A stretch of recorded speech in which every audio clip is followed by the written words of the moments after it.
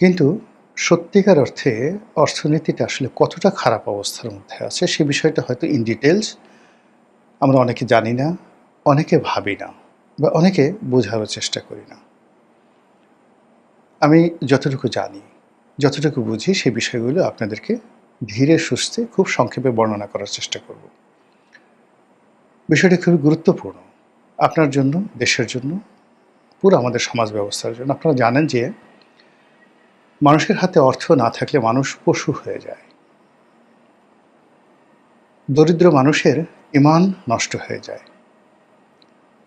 অভাবের তাড়নায় মানুষ সবকিছু করে। নিজের স্ত্রীকে বিক্রি করে, সন্তানকে বিক্রি করে, নিজের কিডনি, হার্টের বাল্ব, রক্ত থেকে শুরু করে এমনকি জীবনটা পর্যন্ত বিক্রি করে দেয়। এই হলো অর্থ। কাজেই একটা রাষ্ট্রের অর্থ এতটা গুরুত্বপূর্ণ যে এই অর্থের জন্য কখনো কখনো কোনো রাষ্ট্র পাগল হয়ে যায়, রাজা নিজের জীবন বাজি ধরে অন্য রাষ্ট্র আক্রমণ করে কেবলমাত্র সেই রাষ্ট্রের ধনসম্পদ লুণ্ঠন করার জন্য। ধরুন সুলতান মাহমুদ ১৭ বার গজনি থেকে ভারতবর্ষ এসেছেন এবং আক্রমণ করেছেন। তার উদ্দেশ্য ছিল লুণ্ঠন করা, এদেশের ধনসম্পদ লুণ্ঠন করা। তো এই যে তার গজনি, তার হিরাত, তার কান্দাহার এ সকল শহরের জন্য তিনি যে ভারত থেকে ধনসম্পদ নিয়ে গেছেন, এই কাজ করতে গিয়ে তিনি মারাও যেতে পারতেন। এখন ডোনাল্ড ট্রাম্প যে যুদ্ধ করছেন, মূল কারণ অর্থনীতি। ইয়ামেনে যে যুদ্ধ চালাচ্ছে সৌদি আরব, মূল কারণ অর্থনীতি। আপনি যদি ইউক্রেন এবং রাশিয়ার যুদ্ধ ধরেন, সেটাও কিন্তু অর্থনীতি।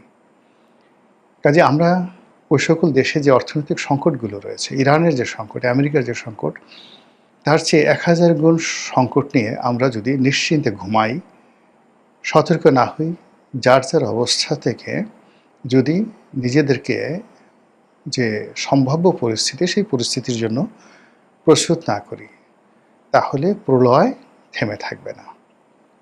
সবার আগে বলি যে আমাদের অর্থনীতির দুটো ধারা আছে। একটি হলো সামষ্টিক, আর একটি হলো ব্যষ্টিক। যখন ক্ষুদ্র পর্যায়ে, ব্যক্তি পর্যায়ে যে অর্থনীতিটা পরিচালিত হয়, আর রাষ্ট্রীয়ভাবে, জাতীয়ভাবে যখন একটা অর্থনীতি পরিচালিত হয়, এইভাবে সামষ্টিক এবং ব্যষ্টিক দুভাবে ভাগ করা হয়। এরপর আরেকটা ভাগ আছে, যেমন মাইক্রো ইকোনমি, মানে গ্রামের একেবারে প্রান্তিক জনগোষ্ঠী, ধরুন যারা ভিক্ষা করছে, ঘর ঝাড়ু দিচ্ছে, এমনকি ছিনতাই করছে, চুরি ডাকাতি করছে, প্রান্তিক পর্যায়ের, মানে সেটা অপরাধ হোক, যে কোনোভাবে হোক, অর্থনীতির যে কোনো কর্মকাণ্ড, ওটাকে আপনি মাইক্রো ইকোনমির মধ্যে ধরতে পারেন। আর একটা হলো কর্পোরেট ইকোনমি। বড় বড় শিল্প গ্রুপগুলো যারা একটা কর্পোরেট কালচার গড়ে তুলেছে, তারা যে অর্থনীতিটা নিয়ন্ত্রণ করে, সেটাকে বলা হয় কর্পোরেট অর্থনীতি। আরেকটা হলো ন্যাশনাল ইকোনমি, জাতীয় অর্থনীতি। সেই জাতীয় অর্থনীতি যেটাকে আপনি জিডিপি বলেন, জিএনপি বলেন, গ্রস ন্যাশনাল প্রোডাক্ট বলেন, বা জিডিপি যেটা বলেন, বা একেবারে ন্যাশনাল কনজিউম, আমরা যেটা খাই, ভোক্তা, এগুলো সবই জাতীয়র মধ্যে পড়ে। আর একটা হলো রাষ্ট্রীয় অর্থনীতি, মানে সরকারের অর্থনীতি, রাষ্ট্রের অর্থনীতি। এগুলো মোটামুটি ভাগ। এখন একটা দেশে যখন অনেকগুলো অর্থনীতি এভাবে ধরেন, আবার সেগুলো যদি আপনি সাব সেক্টর করেন, কৃষি করেন, কুটির শিল্প করেন, বৃহৎ শিল্প করেন, ট্রেড অ্যান্ড কমার্স করেন, মানে এরকম অন্ততপক্ষে আপনি অর্থনীতিকে ১০০টা ভাগ করতে পারেন, যে সূত্র থেকে আমরা টাকা পাই, রাষ্ট্র টাকা পায়, দেশ চলে, বিদেশ চলে, আমরা বৈদেশিক ঋণ মানে পরিশোধ করি এবং বিদেশ থেকে ঋণ পাই, ওইগুলোর মানে। এখন এই জায়গাগুলোতে আমরা আসলে কেমন আছি? অ্যাজ এ হোল আপনি যদি ধরেন একেবারে মাইক্রো লেভেলে প্রান্তিক জনগোষ্ঠী, এই গত ২ বছরে বাংলাদেশে কত হাজার শিল্প কলকারখানা বন্ধ হয়েছে, এবং এটা কতটা ভাইরাস আকারে ছড়িয়ে পড়েছে। আপনি প্রতিটি শিল্প কলকারখানা এলাকাতে যদি যান, আপনি দেখবেন রীতিমতো কান্নার রোল। অলমোস্ট প্রতি মাসে ২-৪টা করে শিল্প কলকারখানা বন্ধ হচ্ছে, ২০০, ৫০০ 5,000, 6,000, 10,000 লোক কর্মহীন হয়ে পড়ছে। এর সঙ্গে বিদ্যুৎ বিভাগ জড়িত, মানে বাড়িওয়ালা জড়িত, বস্তির মালিক জড়িত, পাড়া মহল্লার দোকানদার জড়িত, ওয়ার্কার জড়িত, সব জায়গাতে রীতিমতো কান্নার রোল। যেমন ধরুন আপনি এর বাড়ি সাভারে, গাজীপুরে।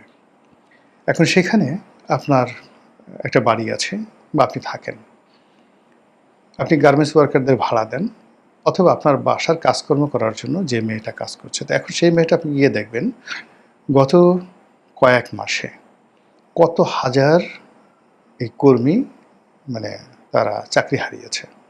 ফলে ওখানে যারা বাড়ি ভাড়া দিয়ে জীবন পরিচালনা করেন তাদের অবস্থা শেষ। ওখানে পল্লী বিদ্যুৎ, এই যে এখন পল্লী বিদ্যুৎ আমরা এই যে বিদ্যুতের উৎপাদন করতে পারছি না, এর কারণ হলো পল্লী বিদ্যুৎ হাজার হাজার কোটি টাকা বকেয়া পড়ে গেছে বিভিন্ন শিল্প কলকারখানার কাছে, তারা সেই টাকা দিতে পারছে না। জরিমানা হচ্ছে, ওইটা হচ্ছে, হোয়াট এভার, মামলা হবে, মোকদ্দমা হবে, কিন্তু টাকাই তো দিতে পারছে না। ব্যাংকগুলো দেলিয়ে হয়ে যাচ্ছে কেন? বিকজ ব্যাংক যে লোন দিয়েছিল সেই লোন সে রিপে করতে পারছে না। যে করবে সে মনের দুঃখে কখনো মরে যাচ্ছে, পাগল হয়ে যাচ্ছে, হার্ট কিডনি নষ্ট হয়ে যাচ্ছে, শেষ সম্বল বিক্রি করে যারা বেশি বড় তার দেশের বাইরে চলে যাচ্ছে, আর বাংলাদেশে যারা আছে তারা রুগ্ন শুগ্ন হয়ে পড়ছে। এর ফলে কি হলো, প্রান্তিক লেভেল, মধ্যবিত্ত, এখন তো আমাদের মধ্যবিত্ত যারা শ্রেণী আছে তারা বলতে গেলে হারিয়ে যাচ্ছে। উচ্চবিত্ত শ্রেণী রীতিমতো ভিক্ষুকে পরিণত হয়েছে। ফলে সরকার যে সকল সেক্টর থেকে রেভিনিউ কালেকশন করে, আমদানি থেকে, রপ্তানি থেকে, ভূমি ব্যবস্থা থেকে, বাৎসরিক যে আয়কর থেকে, ইনকাম থেকে, এরপর সরকার আরও কিছু সেবা দেয়, সেই সেবার মাধ্যমে তারা যে রেভিনিউটা আর্ন করে, সেই রেভিনিউটা গত 2 বছরে শেখ হাসিনার জমানার চাইতে কাগজে কলমে আমার ধারণা অর্ধেকে নেমে আসছে। আবার অন্যদিকে গত 2 বছর বা 3 বছরে সরকারের যে ব্যয়, সেই ব্যয়টা 1.5 গুণ থেকে দ্বিগুণ হয়ে যাচ্ছে। বৈদেশিক ঋণের চাপ ক্রমশ বেড়ে যাচ্ছে, মানুষের ক্রয় ক্ষমতা কমে যাচ্ছে, জনগণের যে আমানত, সেই আমানতটা তারা সরকারি বন্ডে, ট্রেজারি বন্ডে, ডাকঘর সঞ্চয় ব্যাংকে, বিভিন্ন শিডিউল বা কমার্শিয়াল ব্যাংকে, বিভিন্ন প্রকল্পের মাধ্যমে তারা সেই টাকাটা রাখে। এখানে যে কী পরিমাণ ধস নেমেছে, অনেকগুলো ব্যাংক না হলেও 3 থেকে 4 লক্ষ কোটি টাকার আমানত তারা ফেরত দিতে পারছে না, সুদ দিতে পারছে না, মুনাফা দিতে পারছে না, আসল টাকা দিতে পারছে না, এবং অনেক মানুষ তার জীবনের শেষ সম্বল, এমনকি দেখা গেল যে প্রাইভেট ব্যাংক থেকে সে সরকারি সঞ্চয়পত্র কিনেছে, সেই সরকারি সঞ্চয়পত্রের যে ভাঙাবে বা সেই সুদটা নেবে, এটাও পারছে না প্রাইভেট ব্যাংকের ওই দেউলিয়াত্বে পড়ার কারণে। ফলে একটা বিশাল শ্রেণী, অর্থাৎ 2 থেকে 3 লক্ষ কোটি টাকা যারা আমানত রেখেছে তাদের অবস্থা চিন্তা করেন, এখন নির্ঘুম তারা দিন কাটাচ্ছে।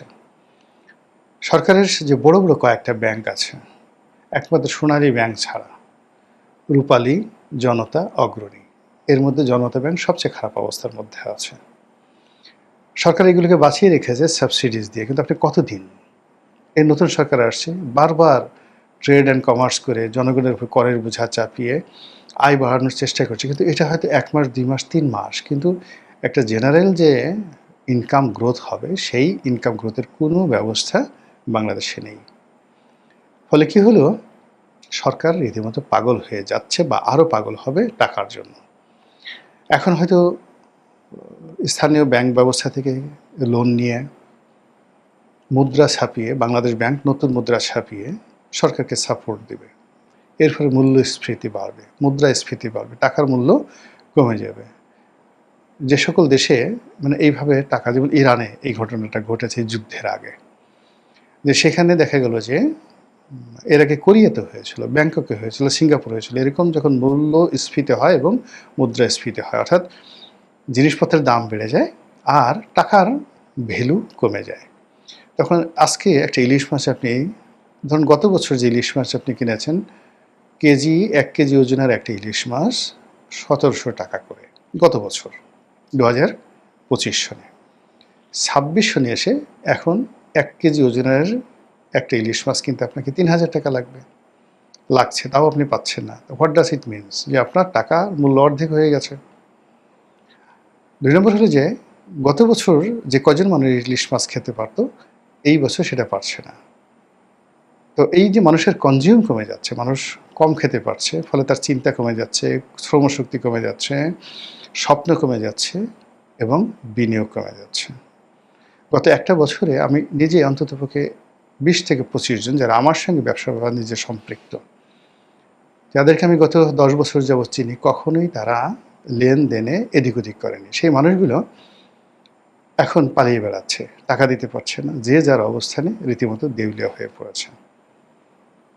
ঢাকা শহরে যারা বাড়ি ভাড়া দিয়ে খান, তারা বুঝতে পারছেন যে কত ধানে কত চাল। অন্যদিকে যারা বাড়ি ভাড়া দিয়ে থাকেন, তারাও বুঝতে পারছেন যে কত ধানে কত চাল। সব মিলিয়ে সরকারের যে অর্থনীতি, সেই অর্থনীতির জায়গাটা অনেকটা বলতে গেলে ছক্কা ছয়ফুরের মতো হয়ে গেছে। ছক্কা ছয়ফুরকে আপনাদের সবাই ছিলেন সিলেটের সেই প্রেসিডেন্ট সাহেব, যে কোনো নির্বাচনে এলে তিনি দাঁড়াতেন এবং সবার শেষে একেবারে সিলেট সদর যে উপজেলা, সেই উপজেলার চেয়ারম্যান তিনি জনগণ রাগ করে দিয়ে দিল। তিনি মূলত একজন ঠেলাগাড়ি, তার দুটো ঠেলাগাড়ি ছিল, সেই ঠেলাগাড়ি তিনি ভাড়া দিয়ে চালাতেন এবং মজার মজার কথাবার্তা বলতেন, কিন্তু কাজের কাজ। মানে এখন এই যুগে আমরা যাদেরকে নিয়ে ট্রল করি, ওইরকমই একজন, এখন যেমন ১০ জন ট্রল করা ব্যক্তি আছে, ওই সময়টাতে সারা বাংলাদেশে হয়তো ছক্কা সাইফুর একজন ছিলেন। এখন আমাদের টোটাল অর্থনীতিটা ঠিক ওইরকম একটা ছক্কা সাইফুর পর্যায়ে চলে গেছে। আমাদেরকে ওয়ার্ল্ড ব্যাংক, IMF তারা ঋণ দিতে চাচ্ছে না। আবার ওদিকে IMF, ওয়ার্ল্ড ব্যাংক আগের সরকারের আমলে আমরা যে একটা মধ্যবিত্ত রাষ্ট্র, মিডল ইনকাম জেনারেটিং কান্ট্রিতে পরিণত হয়ে যাচ্ছিলাম। এখন সেই জায়গাতে আমরা চাচ্ছি যে না, আমরা এখন ওই জায়গাতে নয়, আমরা এখনও মানে নিম্নবিত্ত বা LDC, লেস ডেভেলপমেন্ট কান্ট্রিসে আমরা থাকবো, যাতে আমরা ট্যাক্স বেনিফিট পাই। তো এইভাবে আসলে অর্থনীতির টানাটানি। অন্যদিকে সরকারে যারা আসছে, বেশিরভাগ লোক যেহেতু অর্থনীতির সাথে সম্পৃক্ত নয়, ভালো কোনো ব্যবসা বাণিজ্যের সাথে সম্পৃক্ত নয়, এই অর্থনীতিটার যে চাকা, সেই চাকাটা ঠিকমতো তারা যে হ্যান্ডেল করবে বা বুঝবে, এরকম অভিজ্ঞতা সরকারের মধ্যে খুব অল্প মানুষের আছে। ফলে কি হলো, তারা মনে করছে যে এই রাষ্ট্র একটা, যাকে বলা হয় রত্নভাণ্ডার, এখানে শুধু ঝাঁকি দিলেই সোনা রূপা হীরা মণি মুক্তা জহরত বের হবে। ফলে এই সরকারের অল্প সময় বা আগের সরকারের অল্প সময়, মানে ১৫-২ বছর, বেশিরভাগ মানুষ তারা যার যার অবস্থানে দুর্নীতি করার চেষ্টা করেছে। ফলে একেবারে একটা ক্যান্সারের যে রোগী, তার দেহে সর্বশেষ যতটুকু অস্থি মজ্জা আছে, সেটা যখন শুষে নেওয়া হয়, তখন তার অবস্থা যা হয়। আমাদের এই দেশের অর্থনীতির উপর এখন ঘুষ, দুর্নীতি, চাঁদাবাজি, ছিনতাই, রাহাজানি, এই জিনিসগুলো এতটা চাপ প্রয়োগ করছে যে আমাদের হৃদস্পন্দন বন্ধ হয়ে যাচ্ছে। এরকম একটা পরিস্থিতিতে কি হয়, ম্যালথাসের সূত্র কি বলে, কিংবা আমাদের এই দেশের নেক্সট পরিণতিটা কি, এই ব্যাপারে ওয়ার্ল্ড ব্যাংক ধরেন 2024 সনে 23 সনে কি ফোকাস দিয়েছিল যে আমরা কোথায় যাচ্ছি। মনে আছে যে স্বয়ং প্রধানমন্ত্রী, সাবেক প্রধানমন্ত্রী শেখ হাসিনা বলেছিলেন যে আমরা একটা দুর্ভিক্ষের মুখোমুখি হতে চলেছি। এটা 2024 সনে তিনি জানুয়ারি ফেব্রুয়ারি মাসে এই কথা বলেছিলেন। এর কারণ হলো 2023 সনে এরকম একটা দুর্ভিক্ষের ব্যাপারে কিন্তু ফোকাস করা হয়েছিল। আর যখন দুর্ভিক্ষ হয়, তখন সেখানে সামাজিক অপরাধ মারাত্মকভাবে বেড়ে যায়, আরও হাজার রকম সমস্যা বেড়ে যায়। তো সেই সমস্যাগুলো এখন চারিদিক থেকে যেভাবে কিলবিল করছে, আর ঠিক সেই সময়টাতে আমরা রাষ্ট্রপতি কে হবেন এটা নিয়ে মাথা ঘামাচ্ছি। জুলাই যোদ্ধারা কি ভাতা পাবেন, মানে আর জুলাই জাদুঘরে কার মূর্তি দেওয়া হলো, কার মূর্তি দেওয়া হলো না, কার মূর্তি নামানো হবে, কার মূর্তি উঠানো হবে, এই বিষয়গুলো নিয়ে আমরা